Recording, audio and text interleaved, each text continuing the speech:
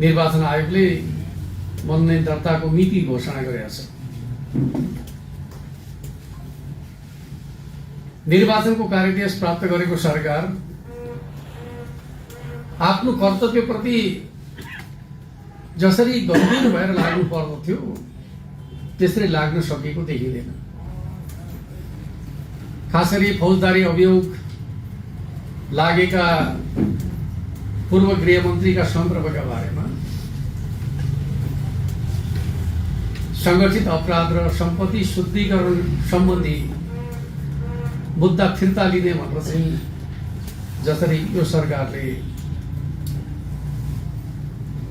महाधिवक्ता मार्फत निर्णय गर्यो भन्ने कुरा बाहिर आइरहेको छ। यदि यो कुरा सत्य हो भने यसले नेपालको कानुनी राजलाई कमजोर बनाउँदछ र 23 र 24 गतेको घटनाको अन्तर्य के रहेछ, अदालतहरूमा आगजनी गर्नुको अन्तर्य के रहेछ, सरकारी अड्डा अदालतमा तोडफोड आगजनी गर्नुको अन्तर्य के रहेछ भन्ने कुरालाई यसले थप उजागर गर्दछ भन्ने मलाई लाग्दछ।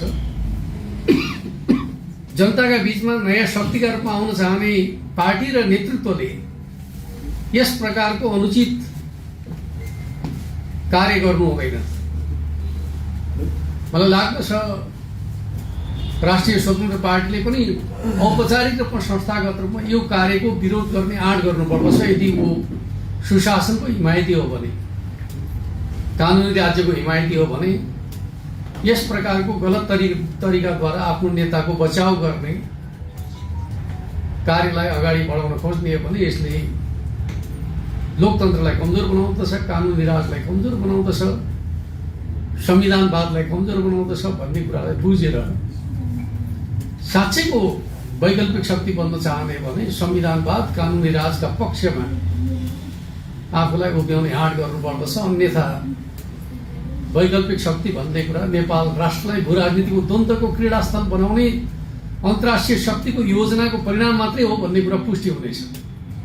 यो कुनै नेपाली जनताका लागि, नेपालको लोकतन्त्रका लागि गरिएको कार्य थिएन भन्ने कुरा यस्तै क्रियाकलापले पुष्टि गर्ने हो भन्ने कुरा